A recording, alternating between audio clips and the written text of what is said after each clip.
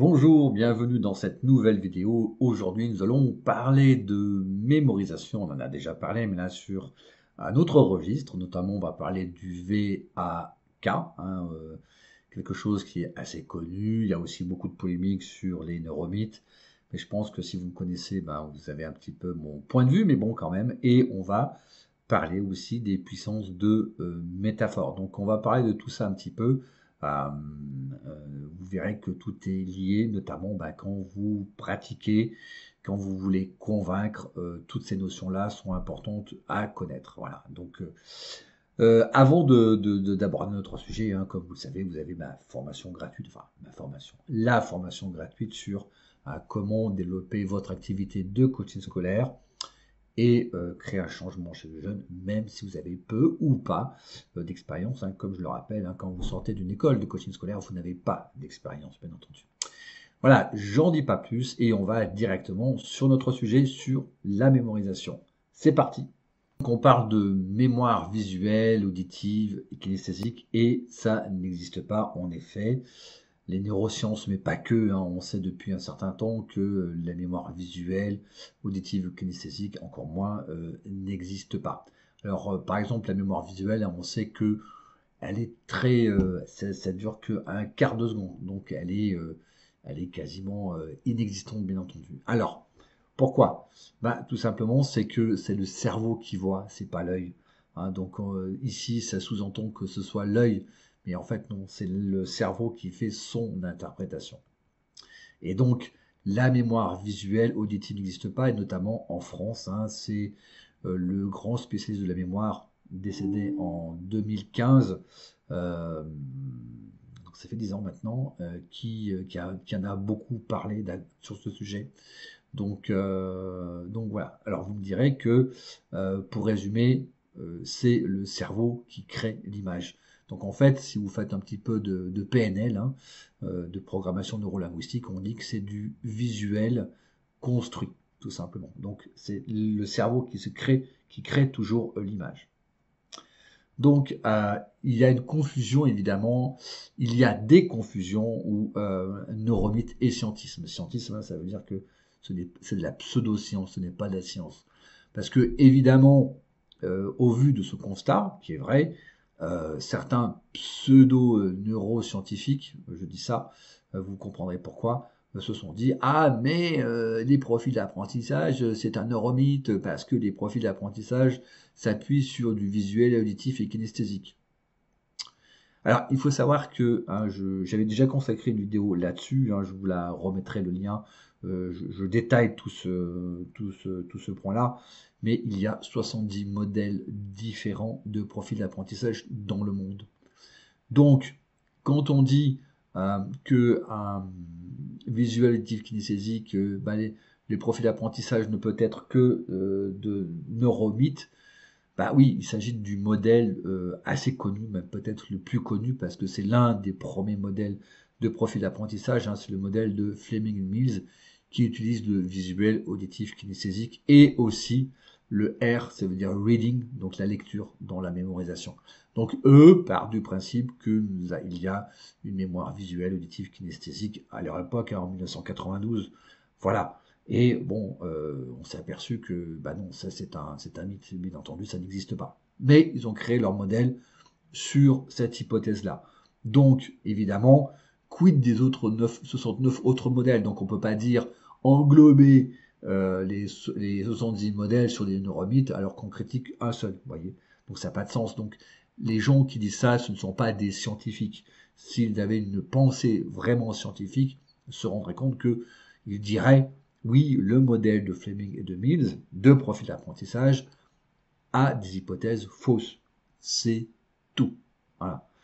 Donc, c'est bien. Donc, le modèle francophone, par exemple, des 7 profils d'apprentissage, dont l'auteur est votre serviteur, ce modèle-là, francophone, n'utilise pas la mémorisation pour le VAK, le visuel, auditif, kinesthésique. Ça désigne autre chose, c'est intégrer l'information. C'est pas mémoriser l'information. À savoir que Vous pouvez mémoriser une information, par exemple une formule mathématique, mais vous ne savez pas la retranscrire dans un exercice. Vous l'avez mémorisé, vous ne l'avez pas intégré. C'est ça. Donc j'intègre l'information de façon visuelle, auditive et kinesthésique. Donc ça, les 7 profils d'apprentissage, le livre est sorti en 2005 depuis. D'accord. Donc ça fait déjà maintenant 20 ans, et à l'époque, il n'y avait pas Facebook, il n'y avait pas YouTube, il y avait tout ça, ça n'existait pas. Donc ensuite, il y a eu beaucoup de, on va dire, de dérives, de réinterprétations de gens non autorisés. D'accord. D'où cette, on va dire, cette confusion entre neuromythes. Donc quand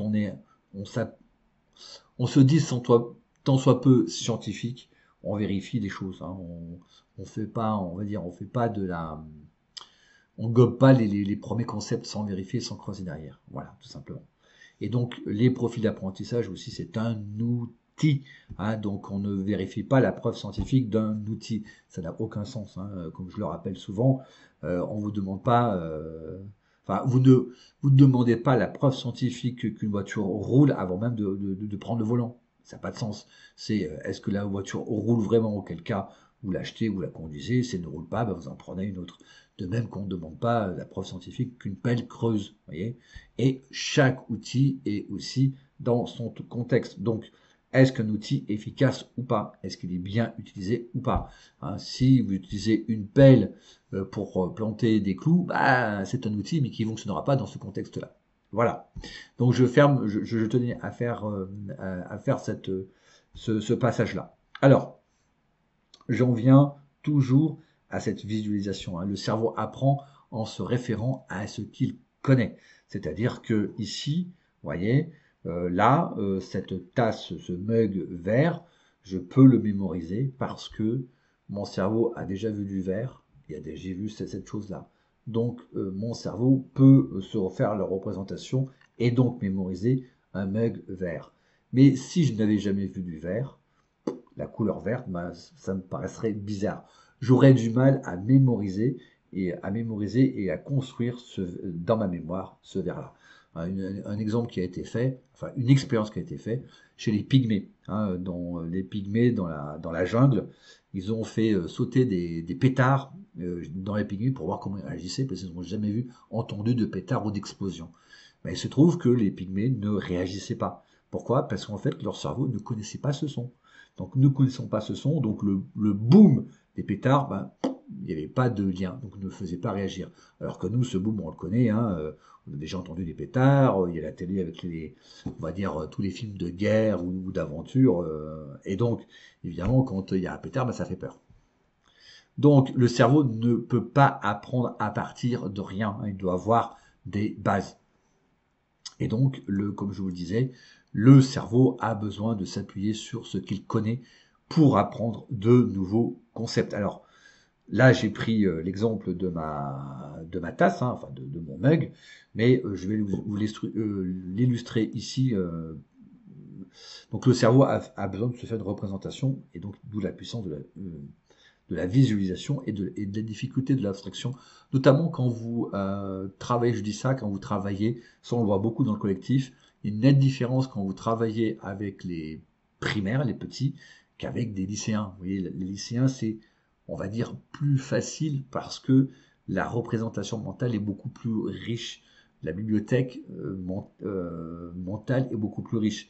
Alors que ce n'est pas forcément le cas des primaires, vous savez, CE2, CM1, CM2, c'est un peu plus compliqué pour un enfant de 9, 10, 11, 9, 10 ans. Alors, il y a des coachs du collectif qui sont spécialistes et qui accompagnent des petits, bien entendu, ça pose aucun souci, mais le travail est légèrement différent parce que ils ont vraiment une difficulté dans le niveau d'abstraction parce que simplement ils n'ont pas assez de références. Et le cerveau ne fait pas aussi la différence entre le réel et l'imaginaire. C'est d'ailleurs le principe qui est utilisé dans la préparation mentale. Donc, c'est la base de la peur. Quand vous avez des jeunes qui ont une phobie scolaire, justement, c'est que il y a eu une peur générée par rapport à l'école. Donc, il y a un danger imaginaire considéré comme vrai par le cerveau. Vous savez, Quand, par exemple, vous voulez vous adresser à quelqu'un, un inconnu, bon, bah, vous hésitez parce que bon, voilà, je sais pas, je vais demander quelque chose à un inconnu, mais peut-être qu'il va me rejeter. Vous voyez, ça va faire peut-être un peu bizarre, vous n'en savez rien. C'est simplement votre cerveau qui a été rejeté une fois, vous avez été déjà rejeté une fois, et qui va se dire, ah, mais si tu t'adresses à un inconnu, je risque de me faire rejeter. Donc, j'ai peur. Oui, il y a cette peur qui est totalement imaginaire. Alors qu'en fait, vous pouvez vous adresser à des inconnus et ça leur fait plaisir, justement. Alors, évidemment, quand vous vous adressez avec élégance, avec sourire, avec humour, évidemment, c'est toujours bien reçu, bien entendu. Hein. Et là aussi, le danger des écrans et des réseaux sociaux qui créent un monde imaginaire parce que beaucoup de jeunes ne font pas plus la différence entre l'imaginaire des jeux et des écrans et des films, vous voyez, notamment au niveau de ce qui est en termes de jeux de guerre, vous voyez, ben, simplement c'est que beaucoup de jeunes disent bah tuer c'est pas bien grave parce qu'en fait la personne peut se relever, vous voyez, on n'a plus conscience de ce que c'est vraiment. Alors, je vais vous illustrer ici par les métaphores pour apprendre de nouveaux mots et cette notion-là de bibliothèque. J'en viens. Donc la mémoire fonctionne. Alors je me déplace un peu. Voilà. La mémoire se fonctionne donc par association et donc 95% des choses apprises sont déjà dans une bibliothèque. C'est-à-dire que, comme je vous le disais, hein, dans cette tasse-là verte, bah, dans ma bibliothèque, il y a le verre et il y a évidemment la tasse, cette mug-là que j'ai déjà vue plusieurs centaines de fois. Donc, quand on me demande de mémoriser cet objet-là, donc vous voyez, je peux faire un visuel construit, bien entendu. Et donc, quand vous expliquez des nouveaux concepts, le cerveau s'appuie toujours sur la bibliothèque existante. Donc, je vous fais un petit dessin ici, une illustration. De là, vous avez la bibliothèque, d'accord. Donc là, imaginez que vous demandiez d'apprendre ce concept-là. Ce concept-là, il y a la couleur, voilà, c'est ça, hein, il y a la couleur bleue, rouge, verte et on va dire ici là qui est violette. Bien, ces couleurs-là, vous les retrouvez ici, ici, ici, ici. Donc ces éléments-là, ils sont déjà emmagasinés dans votre bibliothèque. Donc quand vous voulez mémoriser cette forme-là, eh bien vous le pouvez parce que vous avez cette association qui peut se faire et apprendre cette forme-là. Hein. Je prends un exemple. Alors, je prends un exemple concret. Quand vous avez, par exemple, moi c'est ce que j'avais quand j'étais prof d'éco dans un lycée technique, il y avait cette notion de seuil de rentabilité. Bon, ben, lorsque je disais, voilà, le seuil de rentabilité, euh, et c'est abstrait pour mes jeunes, bon. Et donc quand je disais, oui, mais c'est le nombre de ventes à partir duquel on fait des bénéfices. C'est mieux, c'est un peu plus concret. Mais ça reste encore abstrait. Il n'y a pas de représentation mentale possible. Donc c'est relativement difficile. Mais si je leur dis, c'est exemple d'une organisation d'une soirée étudiante payante, je dis, ben voilà, entre vous, vous avez fait la dernière soirée. Ah oui, monsieur, on a fait des dernières soirées, etc. Oui, d'accord. Alors, est-ce que vous avez gagné ou perdu des sous? Ah ben on a perdu des sous parce qu'on n'avait pas assez de monde. Ah d'accord. Et vous aviez, il fallait combien de gens, combien de rentrées pour que vous puissiez gagner des sous? Ah ben il nous fallait 35 personnes, et on n'en a eu que 30. D'accord. Donc votre seuil de rentabilité c'était 35. Vous voyez, là j'utilise une métaphore par rapport à une situation qu'ils connaissent. C'est-à-dire que je leur demande d'apprendre ça et je fais référence dans leur cerveau à ça, ça, ça, ça, pour qu'ils arrivent à conceptualiser ça. Donc quand je leur donne seuil de rentabilité, pour eux, ils font le lien entre la soirée qu'ils ont vécue et évidemment, ils ont perdu des sous, il manquait 5 personnes pour avoir 0. Et donc, ces 5 personnes, c'est 35, c'est ce qu'on appelle un seuil de rentabilité. Vous voyez la puissance des métaphores. Alors que quand vous avez une bibliothèque incomplète, c'est-à-dire que lorsque vous avez des jeunes qui n'ont jamais vécu de soirée, qui n'ont jamais vécu de soirée, bah, quand vous faites une métaphore comme celle-là, bah, ils comprennent rien. Hein. Donc ici, imaginez là aussi, donc ils veulent toujours vous demander d'apprendre cette forme-là, donc bleu, rouge, verte et ici violette. Bah, si ils n'ont pas le rouge dans leur bibliothèque et non pas le violet dans la bibliothèque, eh bien la bibliothèque est incomplète.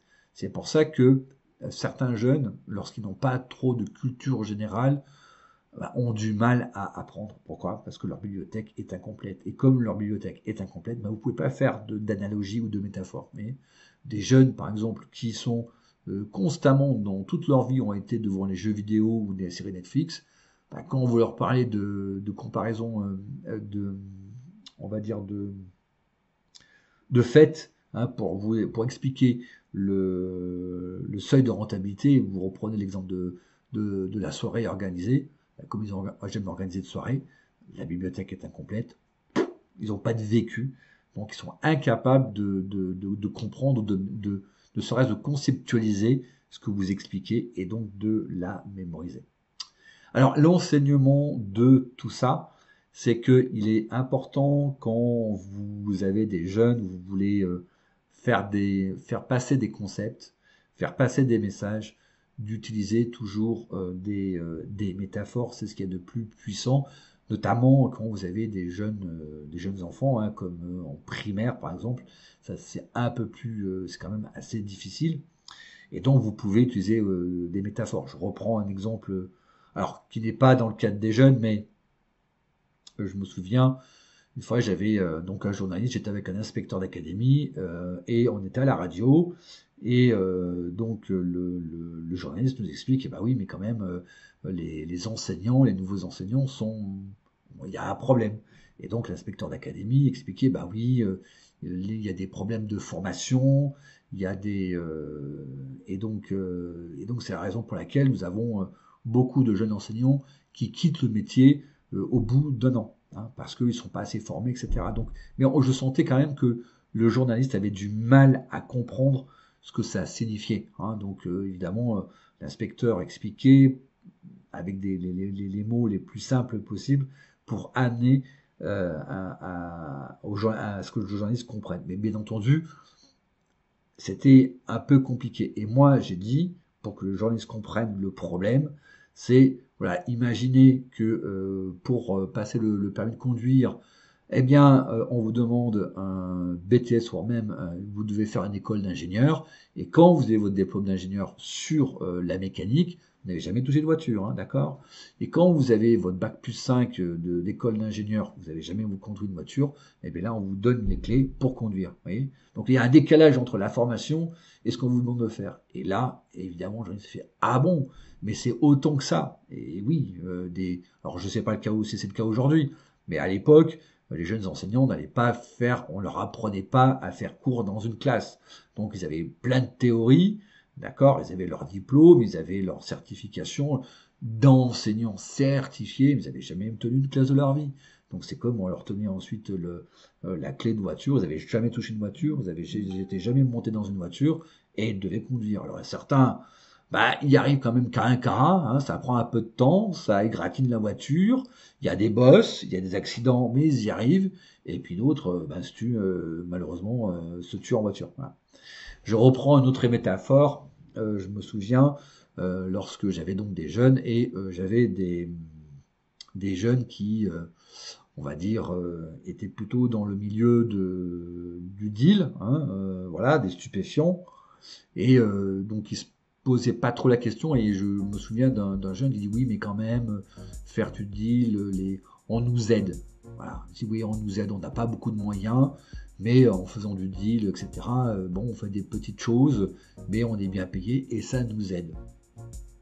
Et donc je voulais expliquer à ce jeune ou à ces jeunes que c'était pas vraiment de l'aide, c'était de l'opportunisme de la part des dealers et des trafiqueurs, ils se faisaient utiliser. Et donc pour expliquer ça, je ne suis pas rentré dans des considérations, dans des explications qu'ils ne comprenaient pas, parce qu'ils ne pouvaient pas comprendre, parce que justement leur bibliothèque de référence était lacunaire. C'est comme ça. Donc je leur ai raconté une petite histoire, et c'est l'histoire d'un petit oiseau qui se trouve dans le désert américain, en plein hiver, et qui a froid. Donc il piaille, de mécontentement, il a froid, et là vient une vache, regarde le petit oiseau, se recule, lève sa queue, et clac, lâche une grosse bouse sur le petit oiseau. Alors le petit oiseau qui est plein de merde, on va dire. Hein. Et alors, ok, il a chaud, mais il est plein de merde. Et là, il a effectivement une bouse bien chaude. Et il est englué dedans. Et là, il n'est pas content. Donc, il piaille. Et là, arrive un coyote, voit le petit oiseau, prend le petit oiseau, le décrotte et le mange. Morale de l'histoire, c'est que ceux qui te mettent dans la merde ne le font pas forcément pour ton malheur, et ceux qui t'en sortent ne le font pas forcément pour ton bonheur. Et donc, à méditer. Et je peux vous garantir que cette petite histoire-là, cette métaphore-là, chez les jeunes, ça les a fait beaucoup réfléchir. Et même, j'en ris là maintenant, parce qu'à chaque fois qu'il me voyait, il dit, ah, monsieur, la bouse de vache, je m'en souviens, je suis dans la bouse de vache, mais je vais pas appeler le coyote. Voilà. Et dans cette métaphore, les jeunes avaient cette référence-là, évidemment, hein, du désert américain, où il fait froid, le petit oiseau, etc.